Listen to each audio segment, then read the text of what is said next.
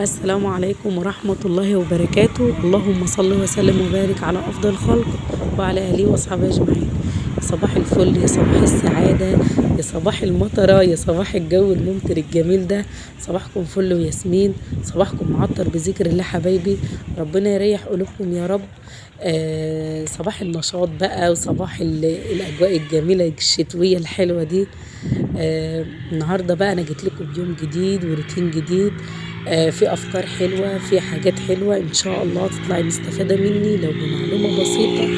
بحبكم في الله حبايبي، ربنا يكبر بخاطركم زي ما بتكبروا بخاطري دايما بكلامكم الطيب. بحبكم في الله. بس يلا بقى قبل ما نبدأ يومنا الجميل ده وروتيننا الحلو النهاردة، حطوا لي اللايك كده. لايكات كتير يا جماعة، لايكات كتير، ما تستخسروش فيا اللايك واشتراك في القناة. لو بتشوفي قناتي لأول مرة اشتركي في القناة وفعلي الجرس عشان كل ما انزل فيديو يوصل لكم على طول بأمر الله. النهاردة بقى زي ما قلت لكم جيلكم بأفكار حلوة ونشاط بقى. أهم حاجة النشاط، بما إننا في الأجواء الشتوية الجميلة دي. طبعا بنبقوا بقى سقعانين وبنبقوا مكسلين كده ومش قادرين نقوم نعمل حاجة. فأنا جيت لكم النهاردة بروتين نشاط جدا وحماس. وهنعمل بقى مع بعض ايه اكلات جميلة كده كلها ايه بروتين للجسم. ومعايا حاجات بقى جميلة كده ان شاء الله. هتطلعي مستفيدة ومتشجعة. بس يلا بقى خلينا نبدأ يومنا كده بالأوضة الجميلة دي الأول كده ونقول بسم الله. صلى على رسول الله عليه أفضل الصلاة والسلام. اللهم صل وسلم وبارك على سيدنا محمد وعلى آله وصحبه أجمعين. أول حاجة أنا بدأت بأوضتي الأول. هي يعني إيه، مش ما كانتش مش نضيفة يعني. لأ، هي كانت نضيفة ما فيهاش حاجة، بس أنا إيه كنت حابة إن أنا أغيّر الملاية و وأشيل الدفاية دي. طبعًا الجو برد أوي، الجو برد يعني الجو برد خالص عن الأول. فأنا قُلت هافرش بقى المفرش اللي هو القطيفة ده. دخلت أول حاجة بقى شِلت أي حاجة على الكرسي هنا كده. طبعًا بقى ده فوطة، ده أي حاجة بقى من إيدينا، من أي حاجة كده. وده كانت هدوم وحاجات كده كنت شارياها لمكة بقى، وكنت شارية لها جزمة وشوية حاجات كده كنت شارياهم لها وكانوا لسه في الأكياس. فكنت باطلّعهم. اللهم صل على النبي عليه أفضل الصلاة والسلام. هنمسح بقى الأوضة مع بعض كده ونروّقها. وهنا برضك أنا ما جبتش معاكم اللقطة دي. الشباك ده أو الباب اللي هناك اللي ورا ده اللي ورايا أنا على طول ده. ده اللي هو الباب بتاع المنور. تمام. الباب بتاع المنور ده أنا أول ما نقلت هنا في شقتي ما كانش يعني ساعة ما نقلت هنا ما عملتلهوش ستارة. سِبته على طول كده، سِبت اللي هو الباب ده اللي هو بتاع المنور أو مسقط يعني حسب ما أنتم بتقولوا عليه. ما حطيتلهوش ستارة. تمام. فجيت طبعًا هو ألمونتال. والألمونتال ده حاجة مش كويسة خالص، خالص مش حلو، ما انصحش أي حد بيه بجد. يعني أنا ما انصحش حد بالشبابيك الألمونتان أو البيبان الألمونتان دي. يا إما تكون حاجة بقى نضيفة ومضمونة أوي، يا إما بلاش. لإن بجد مش حلو خالص والله. الباب ده كان مكان ما هو مكانه كده كان بيدخّل بقى تليجة. بجد كان بيدخّل بُصّوا برد بطريقة منِّك للسما على طول. ما فيش ولا أكن في باب ولا أكن في حاجة. فلقيت الجو مبرّد أوي ولقيته أصلًا موارب كده ما بين الفواصل بتاعته موارب كده مدخّل إيه إضاءة بسيطة كده. يعني بالنهار لمّا الشمس بتبقى جاية كده في الباب أو داخلة المسقط كده، بيبقى في شمس داخلة من الفتحات دي. فأنا إيه، قُلت لأ، أنا لازمًا أشوف له حل. فجيت على طول جِبت بقى إيه، الستارة من عندي. كان عندي ستارة، عندي الشباك بتاع أوضة الأطفال بتاعة ولادي كان فيها 2 ستارة اللي هم الستاير التقيلة اللي فوق دي. كان في 2 ستارة اللي هم كانوا بييجوا ورا بعض دُولة. يعني بييجي إيه، واحدة في الشمال وواحدة في اليمين. يعني ستارتين جنب بعض كده. وتحت بقى الستارة اللي هي الشيفون اللي هي الخفيفة البيضة دي. جيت أنا بقى أخدت ستارة من اللي هي التقيلة دي. وكان عندي أنا ستاير عندي بقى بتاعة شقتي القديمة. خدت ستارة منهم وعملت بقى وجبت ماسورة كده وإيه وخرمت بقى في الجدار كده في الجدران. وركبت الستار عليها. بجد حاشت برد كتير أوي وحاشت بُصّوا. يعني كنِّت الأوضة يعتبر 90% بجد. لان كان مدخل علينا برد بطريقة وحشة خالص. فقفلته الحمد لله، يعني قفلته بقى، ركبت الستاير دي بقت هدت العمل خالص شوية عن الأول. خلاص بقى خلصته يعني فأنا قلت بقى ايه، يعني أنا كنت لسه مركباها بالليل، يعني جوزي ربنا يبارك له كان مركب لي الستارة دي بالليل. فأنا قلت النهاردة بقى بما ان ايه، ركبنا الستارة بقى وخرمنا مكان الشنيور وكده في تراب وفي حاجات من دي، اخش بقى اروق الأوضة ترويقة كويسة كده. وطبعًا إحنا لمّا بنروّق يعني دايمًا لمّا نعمل التنضيفة دي دايمًا في أوضتنا أو في أوضة الولاد أو في الشقة عامةً، كل أسبوع كده بتلاقيها نضيفة معانا دايمًا، مش بتحسّيها أصلًا إن هي اتطرّبت منِّك أو كركبت منِّك أو فيها حاجة، بتحسّيها نضيفة دايمًا وبتشوفيها دايمًا نضيفة، لإنِّك طبعًا على طول إيدِك فيها. خلاص بقى إيه خلّصت، جيت هنا بقى فرشت طبعًا زي ما أنتم شُفتوا الملاية، نفّضت السرير كويس وشِلت الملاية بالدفّاية، وجيت هنا على المخدة دي، أنا هنا باركّب لها على طول وِش كده باخيّطه في المخدة زي ما أنتم شُفتوا بالضبط، وباسيبه، ممكن يكفّيني سَنة، ممكن 3، 4 شهور حسب لمّا باحسّها اتوسّخت معايا وبقّعت كده، باحطّها مباشرةً على المخدة واخيّطها بخيط كده واسيبها، بتقضّيني بقى إيه شوية.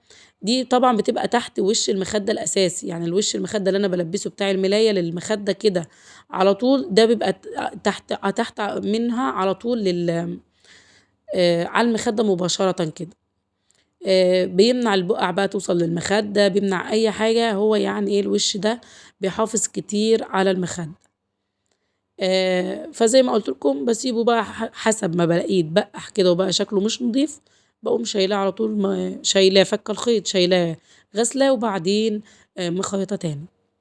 خلاص بقى روّقت السرير كده ونضف معايا، جيت على طول جِبت الفوطة بتاعتي، حطيت عليها شوية من المَيّة وشوية من الخل، بسيط بس كده، وهابدأ إن أنا ألمّع كده على طول الكومودينيات معايا عشان الترابة برضك. يعني أنا باقول الشتا ده ما فيهوش تراب ولا فيه حاجة، بس والله يعني ما فيش حاجة ما فيهاش تراب، لازمًا ييجي لنا تراب، ربنا يعيننا جميعًا يا رب. برضك عملت هنا على الكومودينو التاني ومسحتهم كويس من الجناب من هنا ومن هنا، بس طبعًا ما جبتش معاكم. أنا مش عارفة يا جماعة والله، أنا عندي الإضاءة في شقتي الإضاءة جميلة أوي، بس تقريبًا ده عيب من التليفون اللي أنا باصوّر بيه، لإن أنا عندي الإضاءة في شقتي جميلة أوي، وأنا حاطة اللي هي الكشافات اللي هي الإضاءة العالية دي، اللي هي الكشافات المربعة دي أو المدورة دي، حاطة في كل أوضة 2 كشاف وإضاءتهم عالية جدًا، بس مش عارفة ليه في التصوير دايمًا بالاقي الإضاءة هادية كده أو غامقة شوية، بصراحة مش عارفة.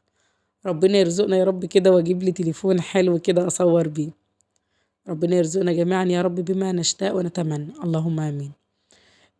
طبعًا زي أنتم أول ما شُفتوا الأوضة بقى كانت، بُصّوا، كان فيها كمية غسيل، لا بُصّوا يعني إيه، ما لهاش أول من آخر والله العظيم بجد. يعني الغسالة بابقى مشغّلة حاطة فيها دورة غسيل وطالعة بانشّر، وقبل ما انشّر باكون يعني بالِم الهدوم وبانشّر والغسالة شغّالة على إيه، على دور هدوم بتغسل. أنا مش عارفة ده إيه ده والله، يعني هل يا جماعة كلّكم كده والّا أنا لوحدي؟ يا ريت تردوا عليَّ في التعليقات تقولوا أنتم راخرين كده والّا أنا لوحدي اللي كده والّا إيه؟ بجد يعني بُصّوا الغسيل ده بقى عقدة في حياتي كده، بقت بُصّوا تقيلة أوي. بس طبعًا لأ، إحنا أمهات ربنا يعيننا، لازمًا نحب بيتنا ونحب حياتنا ونحب روتيناتنا ونحب حياتنا ونشتغل كده بنِفْس ودايمًا نقول يا رب إيه، واهبة صحتي وشغلي وحياتي كلّها ليك، جازِئني بيها يا رب خير، ودايمًا ربنا يجازِئنا خير يا رب بصحتنا ومجهودنا اللي إحنا بنجتهده لولادنا وفي بيوتنا. بتشيلي طبعًا، بتشيلي ثواب كبير أوي في خدمتِك واهتمامِك ببيتِك واهتمامِك بولادِك، و وطبعًا أجرنا كبير، ده أجر كبير أوي عند ربنا، ربنا يجزينا خير يا رب، ويدينا الصحة طبعًا أهم حاجة صحتنا، الحمد لله. المهم بقى خلّصت الهدوم وحطيتها بقى في الدولاب، ووديت هدوم ولادي برضك رصيتها في الدولاب كويس، وكل حاجة مكانها كده، وجيت على التسريحة على طول، بدأت إن أنا أمسحها برضك وأنضّفها من اي بقى اتربه والكريمات بقى والحاجات دي والغسول. معذره يا جماعه. اللهم صل على النبي عليه افضل الصلاه والسلام. خلاص بقى خلصت كده، خلاص خلصت معايا. بصراحة أنا كنست الأوضة ومسحتها ونفضتها كويس قوي، بس اللقطة دي بصراحة مش عارفة راحت مني فين، فانتوا اعذروني بقى يا حلوين. هنا ده الشباك بقى اللي أنا كنت بقول لكم عليه بالستارة. هنا حاطة ستارتين ورا بعض. خلاص الأوضة راحت فلة جميلة كده، خلاص بقى أقفلها وأسيبها بقى إيه مع نفسها كده. ودي بقى إيه، شقتي كانت نظيفة ما شاء الله، ما كانش فيها أي حاجة. وانا هنا كنت بقى جبت البطانية شوية، بصراحة كنت سقعت وعملت لي كوباية قهوة، شربتها كده دفتني، وايه قلت لا اما اقوم اكمل نشاط، وخلينا نشاطات كده امارات ونشوف يومنا. طبعا غسلت المواعين بقى وكنت مروقة مطبخي، وكان فلة مفلفلة كده. بس اللي كان فاضل فيه ده كان ايه، كنا بقى فطرنا انا وابني محمد يعني، وكنا فطرنا بقى قراقيش من الجميلة اللي انا كنت عاملاها معاكم على القناة، عاملة بقى فيديو، وشاي بلبن كالعادة. وده بقى ايه يعتبر كده الطبخة بتاعت اليوم. طبخة جميلة قوي ان شاء الله، هقول لكم على التكات بتاعتها هتعجبكم جدا. هنا مطبخي كان نضيف، كنت بوريكم جولة في المطبخ ان هو نضيف، ما فيهوش حاجة، والحوض نضيف. وطول ما المطبخ نضيف النفسية بتبقى مية مية، اهم حاجة المطبخ والحوض. اللهم صل على النبي عليه افضل الصلاة والسلام. ايه اللي في الكيسة ده يا ميرو؟ ده اللي في الكيسة معايا ده ايه؟ اللهم صل على النبي. ده سبانخ. طبعا اكيد كلكم عارفين السبانخ، من افيد الحاجات للجسم هي السبانخ دي. بجد اي نوع خضار عامة، زي البامية زي الملوخية زي السبانخ زي اللهم صل على النبي، اي نوع خضار بقى اللي هي الحاجات دي بتبقى جميلة قوي للجسم، وبالذات اللي هي السبانخ دي فيها كميات حديد رهيبة رهيبة، زي التفاح وزي البتنجان وزي الحاجات دي. حلوة قوي. الدكتور بصراحة كان قايل لي عليها وهي جميلة، يعني أنا والدتي دايما كانت تقول لي إن هي جميلة قوي للأطفال وللكبار. تمام. طبعا أنا كنت دولت كانوا عندي في التلاجة بقالهم يوم، يعني جوزي كان جايب لي ربطتين من السوق معاه. فانا بقى على ما جه عند شوربه، لان دي السبانخ مش بتتعمل غير بالشوربه، وعايزاكم تعملوها بالطريقه دي، وان ما عجبتكمش وما طلعتش طعمها حكايه هتبقى على مسؤوليتي انا الشخصيه، وتخشوا في الكومنتات وتعاتبوني وتقولوا لي. طبعا مسكتها بقى ايه، نقيتها كويس قوي، وشلت اي بقى عود اصفر فيها، عود مش عاجبني كده دبلان ولا حاجه شلته. وبدأت ان انا هنا بقى ايه، نقيتها زي ما انتوا شايفين كويس قوي، وهغسلها بالمية تحت المية كده، مية جارية، واغسلها كويس. هغسلها كويس وانشفها كويس بردك من المية. وهنا جبت معايا ربطة من الشبت والكزبرة، هي المفروض تبقى كتير عن كده شوية الشبت والكزبرة، بس بصراحة انا ما كانش متوفر عندي في الارض بتاعتي. انتوا عارفين ان انا زارعة الارض بتاعتي شبت وكزبرة وخس بقى وبصل وحاجات من الحلوة دي، بس هو ما كانش كتير، يعني دولت الشوية دولت اللي كانوا فاضلين عندي بصراحة. يعني كانوا جيراني واخدين منهم من امبارح، خدوا الشوية اللي كانوا فيها، ما اتفضلش فيها كتير. المفروض تبقى كتير شوية عن كده، بس مش معنى كده ان هي كانت وحشة، لا ده كانت جميلة قوي وهتشوفوها، وشكلها بيتكلم عن نفس، الشكل بيتكلم عن نفسه. خلاص بقى غسلتها، وبدأت ان انا انشفها كويس من المية اللي كانت فيها، وبدأت ان انا اخرطها كويس كده بالمقص بقى بالسكينة زي ما تحبي، بس تخرطيها ناعم، تحاول ان هي تبقى ناعمة شوية، وبلاش نضربها في كبة، وبلاش نخرطها بمخرطة الملوخية يا جماعة، هي بتتخرط على الايد كده، وبترجعي تاني تخرطيها بايدك، يعني تحاولي انك تنعميها شوية بالسكينة معاكي. تمام. مشوا بس بالخطوات زي ما انا بقول بالظبط، وهي هتظبط معاكم ان شاء الله. معايا هنا كمية الشوربة بتاعتي غلت، وخرطت عليها بردك على السبانخ بتاعتنا، خرطت عليها الشبت بقى والكزبرة، وجيت على طول بمجرد ما الشوربة غلت نزلت على طول بالخضار بتاعي زي ما انتوا شايفين كده. ههدي عليها بقى النار واسيبها مع نفسها شوية لحد ما تتسلق معايا خالص واحس ان هي استوت. اللهم صل وسلم وبارك على سيدنا محمد وعلى اله واصحابه اجمعين. خلاص هديت عليها النار واسيبها بقى مع نفسها شوية. وجبت الحلة دي هحط فيها معلقة كبيرة من السمنة او من الدهن حسب ما بتحبي وحسب ما متوفر عندك. دي اللي انا حطيتها دي دهن على زيت، حسب المتوفر عندك دهن او زيت او سمنة حسب اللي متوفر عندك حطيه. انا حطيت زي ما قلت لكم معلقة من الدهن. وهنا كنت عاملة راس توم معايا دقها كويس ومنعماها. هتاخد لون بس اصفر بسيط كده واكون مجهزة عصير طماطم. هنا بشوف معايا الخضار بتاعي كان لسه محتاج شوية. بمجرد ما التومة هتاخد معايا لون هنزل على طول بشفشقة عصير الطماطم معايا كده. وحطيت تاني شوية لان الخضار السبانخ بتحب التسبيكة تكون كتيرة شوية. تمام. هحط ملح ومش هحط ملح كتير عشان الشوربة معانا كانت مملحة. الشوربة طبعا بتبقى عليها الملح بتاعها والفلفل والحاجات دي. فاحنا ما نحطش ملح كتير الا لما نشوف التسبيكة هتبقى عاملة معانا ايه. تمام. خلاص حطيت فلفل اسمر والسبع بهارات وشويه من الملح وبصات كده وسبتهم بقى مع نفسهم.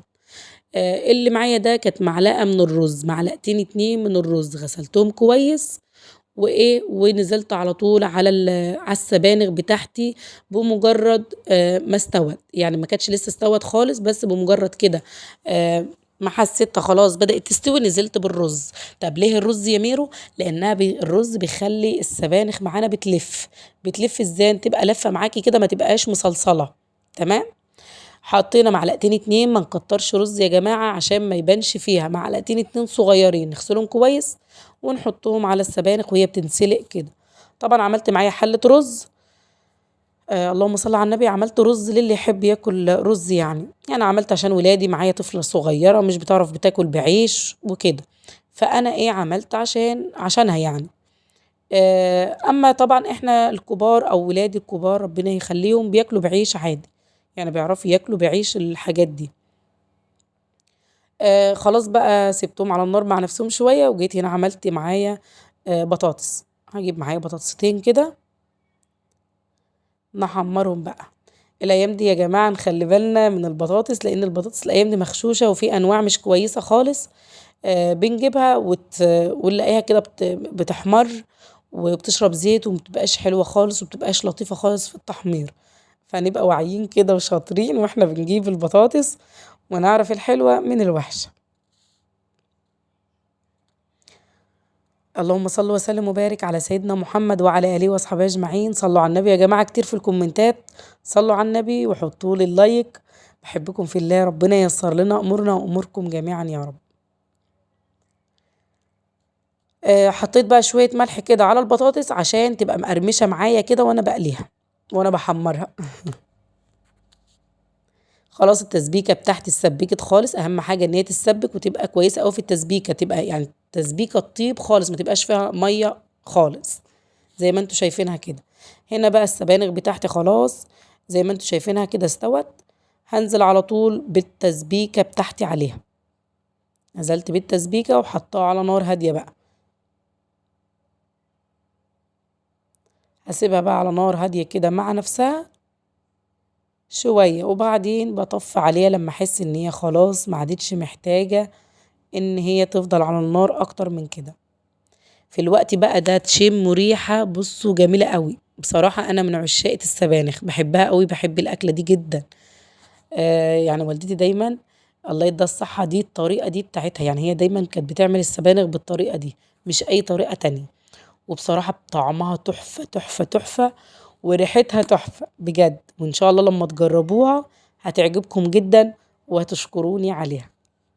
جبت طاسه معايا حطيت فيها صبعين من الزبده ومعلقتين من السمنه اللي هي كريستال. تمام. اخليها تفك على النار. وهنا كان معايا نص كيلو من الكنافه هعملها بطريقه حلوه قوي هتعجبكم ان شاء الله. حطيت هنا هنكرمل بقى السكر مع بعض. هنكرمله حطيت 5 معالق سكر وسط كده واحطهم على نار هاديه يتكرملوا معايا. بصوا انا غلطت غلطة دلوقتي، يعني ايه حبيت اقول لكم عليها عشان ما تعملوهاش. انا المفروض ما كنتش حطيت السكر كارمل دلوقتي الا لما اخلص خالص الطريقة بتاعتي، او اخلص الكنافة بتاعتي خالص، وبعدين ابقى احط السكر في الاخر يتكرمل لانه مش بياخد وقت. تمام. بس انا غلطت الغلطة دي وعملته الاول، المفروض ما كنتش عملته دلوقتي. انا حبيت اقول لكم عشان تمشوا بالطريقة بالظبط يعني. لان السكر مش بياخد وقت خالص ويتكرمل على طول. هنا كان معايا نص كيلو من الكنافة.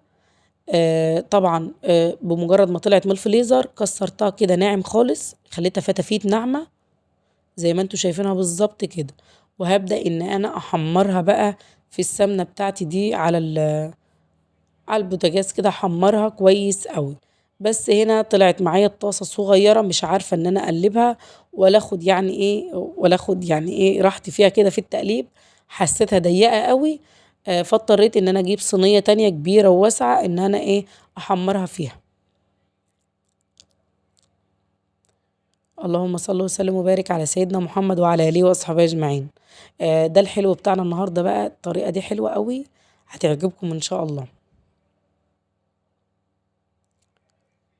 نقلتها بقى في الصينية الكبيرة شوية دي، هبدأ بقى ان انا ايه احمرها على طول لحد ما تديني اللون الذهبي اللي انا محتاجاه.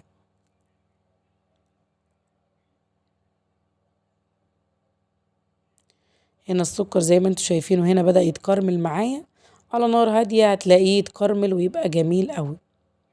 بس ما تعمليش السكر في الاول زي ما قلت، خليه في الاخر خالص. حطوا لي اللايك يا حلوين، لو كنتوا وصلتوا معايا من الفيديو لحد هنا حطوا لي اللايك، شجعني جدا، بحبكم في الله. خلاص خلصت هنا السكر بقى كان اتكرمل معايا وخلصت. الكنافة كانت على النار، كنت برضك بقلب فيها شوية، حطيتها على نار عالية شوية عشان ما تاخدش معايا وقت لانها كانت غابت معايا وخدت وقت شوية. هنا بقى جبت حوالي كيلو من اللبن او كيلو من الحليب، حطيت عليه 5 معالق من السكر تقريبا، يعني حسب ايه السكر ما انت بتحبيه، حسب انت حباه سكرها زيادة شوية تمام، مش حابة سكرها زيادة يبقى خلاص حسب ما انت بتحبي.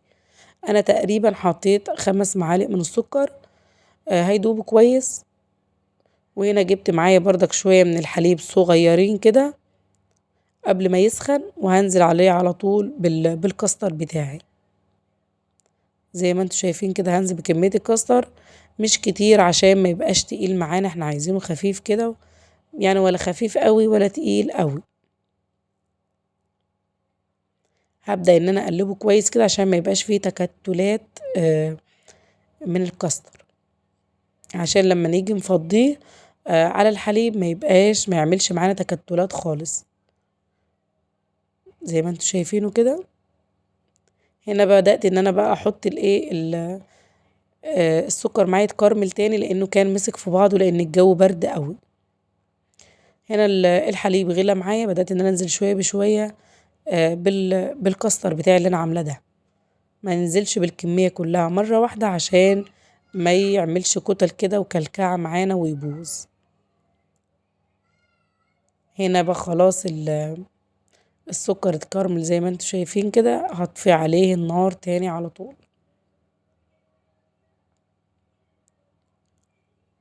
جبت بقى الاطباق بتاعت التقديم، انا هحط على طول في الاطباق دي، مش هعمل في صينية خالص.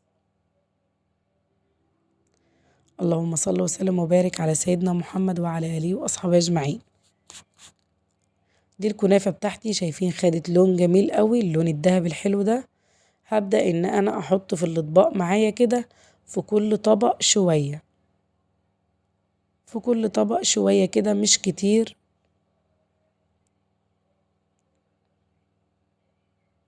كانت طعمها تحفة جدا، ان شاء الله لما تجربوها هتعجبكم.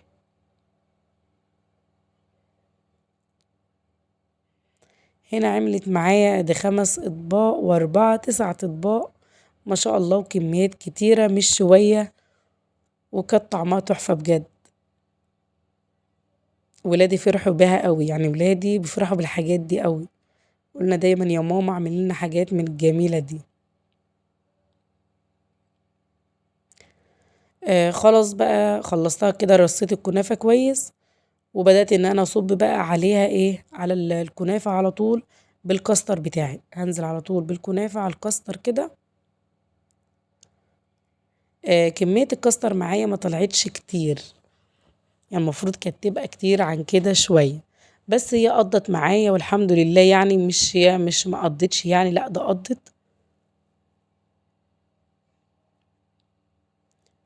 بس المفروض كانت تبقى كتير عن كده شوية، ان احنا نكتر الطبقة من فوق كده، تبقى طبقة تقيلة شوية.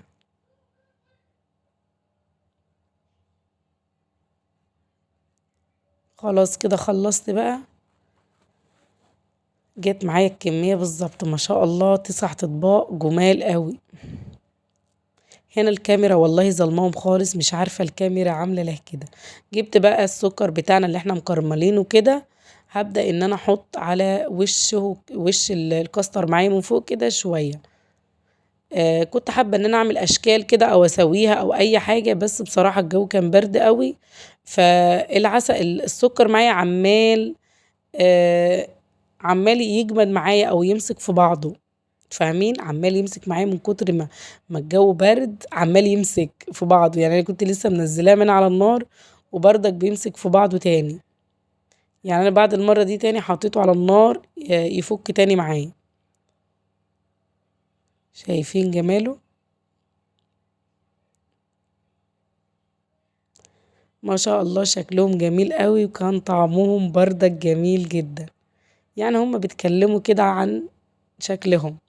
هنا بقى اللهم صل على النبي، الغدا بتاعنا النهارده، شايفين الجمال، شايفين جمال السبانخ، بجد عايزة اوصل لكم طعمها بأي طريقة، طعمها تحفة تحفة بجد، وبجد تسلم ايدي على السبانخ الجميلة دي. طبعا عملنا بقى بطاطس، وطبعا عملنا الرقاق الجميل بتاعنا، وخيار وعصير جوافة، والزيتون بتاعنا اللي انا عاملاه رمضان ما شاء الله استوى وراح جميل قوي. وده كان غدانا النهارده بألف هنا للي كال منه. وده بقى ايه الحلاوة بتاعت اليوم او الحلو بتاع اليوم الحلو بتاعنا النهارده. آه هنا بقت السكر بتاعنا اللي احنا مكرملينه اللي على الوش ده، اول ما حطيته كان ماسك كده وايه وماسك في بعضه او مجمد كده، بس طبعا بمجرد ما بتحطيه شوية بس 10 دقايق وتلاقيه فاكك خالص كده، ومدي معاكي عسل كراميل كده جميل قوي، وبصراحة طعمها تحفة. الميكس مع بعضه كنافة بقى مع كاستر مع كراميل جميل، طعمها تحفة قوي، وبألف هنا وشفا، وإن شاء الله لما تجربيها هتعجبك جدا. بحبكم في الله حبايبي. يا ريت بقى إن كنتوا وصلتوا معايا لحد هنا تحطوا لي اللايك، بحبكم يا حبايبي، مع السلامة.